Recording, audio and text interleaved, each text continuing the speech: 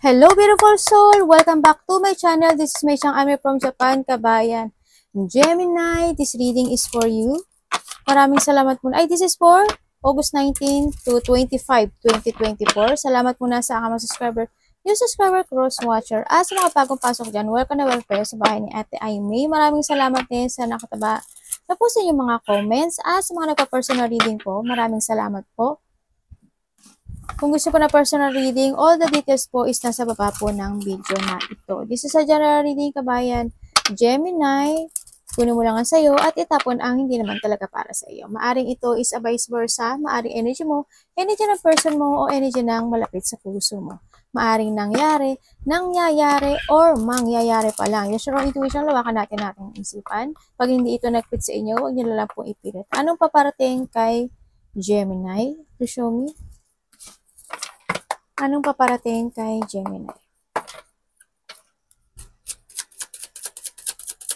This week?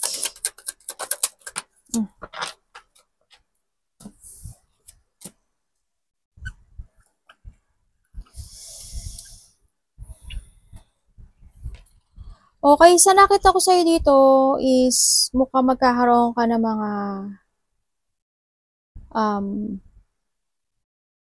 deep one when it comes to your money, trabaho, stability.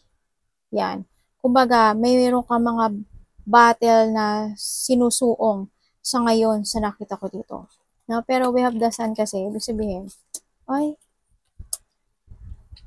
may 3 of sword. Alagaan mo daw yung sarili mo. Okay. Alagaan mo yung sarili mo, makakaramdam ka ron ng pagod. Makakaramdam, kasi may tension na hindi pa nagtatapos eh. May hurt, may separation ano. Kailangan mo daw unahin yung sarili mo to heal. Ang nakita ko dito. And then, magplano ka daw maigi. No, sa ngayon kasi nakita ko may doubt ka. Yan, nagkakaroon ka ng maybe you are waiting for something, you look to the option eh. No, may gusto kang gawin sa buhay mo pero hindi mo alam paano. Nagkaka-doubt ka. Well, kasi may sitwasyon ako na nakita na hindi mo kayang sa ngayon hindi mo kayang bitiwan. Siguro nga may taong lumayo or may mga tension pa talaga na hindi pa nagtatapos sa sitwasyon mo. Nagkaroon ng mga pain, heartache, depression, deep-wound, battle, lungkot, or disappointment sa iba. No? Dito nakita ko. Anak, ano yan? Ano po ang dapat iwasan ni Gemini? Anong dapat po iwasan ni Gemini?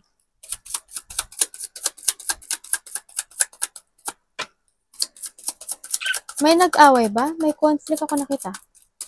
O hindi lang kayo nagkaintindihan?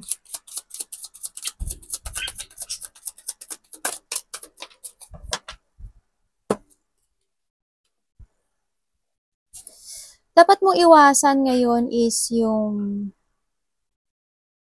sitwasyon na ikaw is napapagod. Yung sitwasyon na iwasan mo yung sitwasyon na nakakapagpabigay sa'yo ng nakapagpapahold sa'yo to look to the future. Yun ang nakita ko. Kailangan gawin mo ngayon yung lahat to renew yourself.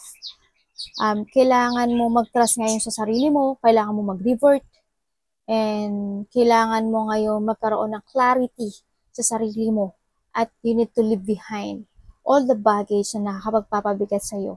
Kailangan mong may ma-accept ang isang lesson or ma-accept yung isang sitwasyon o pangyayari sa buhay. You need to move forward. Look to the future. No? Kailangan dito maging wiser, maging stronger ka na. No? Yun ang dapat mo daw iwasan, yung sitwasyon na makakapagpabigay or makakapagpa-hold sa'yo. To look to the future. Okay? Tingnan natin ang iyong love. Kamusta po ang love? Tandaan nyo, love is not hindi lang dahil sa boyfriend, girlfriend, love with the family, friend, kapatid, kasama sa trabaho, okay? Gemini in love. Tingnan natin. Kamusta po? Gemini in love.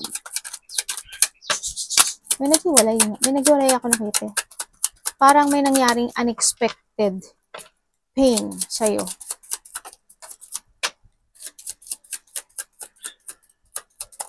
Thank you. Okay, when it comes to nag-away. Ano ba yan? When it comes to love, magulo ang isip mo, no? Sa nakita ko dito, hindi mo alam kung mag-move on ka na or hindi. Maaring may nag-away, hindi nagkaintindihan, nagkaroon ng lack of operation, control, nagkaroon ng lack of control. Maaring nagkaroon ng agreement or battle. May nagkaroon talaga ng struggle sa'yo, no? Maaring may malapit sa puso mo na hindi ka nagkasundo, hindi ka nagkaintindihan. And then, this is now to move. This is now the time to move on and leave the past, sinasabi dito. Nagkakaroon kasi sa'yo ng stagnant eh. Yung iba dito nagkakaroon ng stagnant or maybe talagang nagkaroon talaga ng mga sad memories, mga broken promises, broken friendship, broken commitment, broken, kung ano man yan, broken na yan, no? Sa nakita ko dito. Pero this is the time talaga na kasi nakita ko ito may nagkaroon ng depensahan. May mataas ang ego eh. Ako nakikita dito. May nagtaas ang ego. Maaaring ikaw or malapit sa puso mo. Magtataas ang ego. Comes sa love. Yun nakita ko. Hindi ko alam kung anak mo to, karelasyon mo, boyfriend, girlfriend mo. Yun nakita ko. Kasi nakita ko ngayon more on independent ka sa ngayon. Happy, single, and contented. Yan nakita ko. Universe, ano po ang advice mo kay Gemini? What is the advice para po kay Gemini? Please show me. Advice po para kay Gemini this week.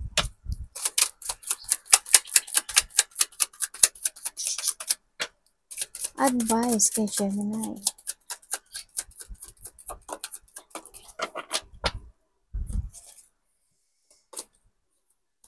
Wow, may bagong ano, may paparating sa'yo. Bagong taong magbibigay ng pagmamahal sa'yo. May kukumpleto na ng lungkot mo. Yes, the advice, hindi ba, inuna iba pa, no? Kumbaga, the difficult situation ng buhay mo is magtatapos na. Babalik na yung sigla mo, happiness, yan. Nakita ko dito. May nakita ko dito makipag-union. Yan. Hindi man siya makapag-union, may tao dito magbibigay ng love sa'yo. Ng pagpapahalaga, actually. Yan, may bibigay daw ng love. Maaring kaibigan mo, family mo, anak mo. Yung nakita ko. Kung sino man itong tao na to. Dapas man ito or ano. Pero sa nakita ko dito is more on focus to yourself no. Ang nakita ko dito, whatever happen, dito kasi dito siya, diba? Tapos nandito ang sinasabi dito, kung ano itong sitwasyon na to, kung ano itong sitwasyon na nangyari sa'yo, you need to move on daw talaga. As in, move on. Kasi, hindi ito para sa iyo. Kumbaga, itong sitwasyon na to, hindi ito para sa iyo eh. Yan ang sinasabi ng universe. Meron pa daw bagay na parating para sa iyo, na magbibigay sa iyo ng totoong happiness in life. Look to the future, ang sinasabi ito. The advice is you need to look to the future. Mas mahalin mo na yung sarili mo, mas focus ka na sa mga wish come true mo, and then you need to follow your heart in a good way. Hindi pabalik. Pa-future. Okay? Kumbaga, kasi wala ka nang babalikan. Yun na nakita ko. Kasi, the more na mag-move on ka, the more may mas darating pang mas more better. Either opportunity yan, love life man iyan, ano man yan, trabaho man yan, or ano man yan sa buhay mo. May parating sa buhay mo na magbibigay at kukumpleto sa iyo. Okay? Gemini.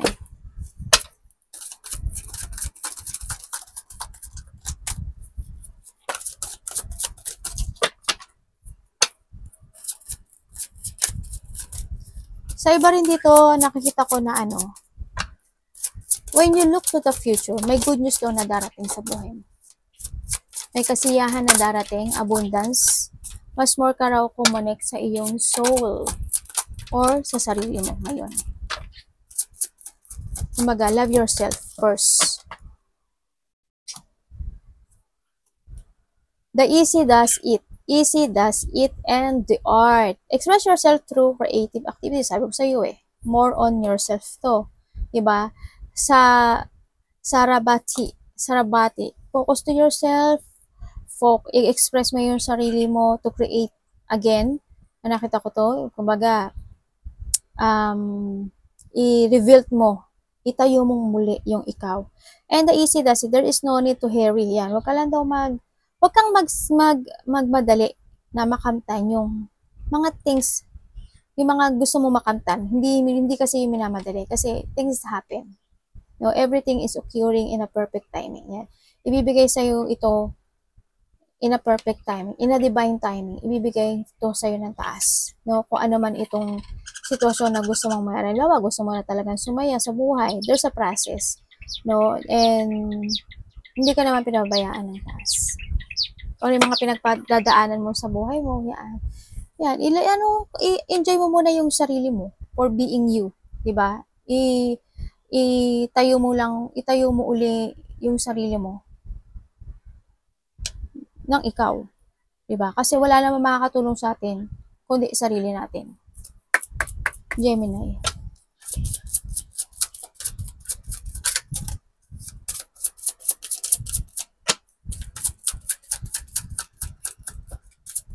Thank you po. Gemini, in love. May naghiwalay talaga, no? The unity, the time of the divine understanding, renewal, peace, and hope. You're radiant and attract great love. Yan, no? Sabi ko sa iyo, Tama nga ako, Sabi dito, may parating na bagong magmamahal sa iyo. May parating na isang tao na mararamdaman na kumpleto ka. Na sabi ko sa'yo, di ba nakita natin dito? Congrats may parating talaga. As in, may parating. Siguro, ngayon, love yourself. Kung ikaw is single. Kung ikaw naman is in love for now, syempre, yung mga in love dyan, eto na yun. Diba? Yan. Kumbaga, love is in the air. Yan. Kumbaga, handito na yung attraction mo when it comes to a love. Yan. Yung mga wala pang love, yan, you attract a new love, a great love. Yan, may paparating sa iba kung wala pa kayong love. Pero iba dito nakita nyo na, yung mga nagkaroon ng separation, yan, may better love, the great love na parating sa'yo. Basta mag-move forward ka lang sa positive, no, ng area ng buhay mo. Huwag ka nang, sabi ko sa'yo, huwag ka nang bumalik, tama nga ako. Huwag ka nang lumingong pabalik kasi binibigay ito talaga sa'yo dito na iwanan mo na yung nakaraan. Yun na nakita ko dito. Congrats, no? Congrats kasi great love ang darating sa'yo. As in, yung hindi mo pa nare-realize noon, mararamdaman mo ngayon. Makukumpleto ang kulang sa'yo. Arigatou namaste, God bless.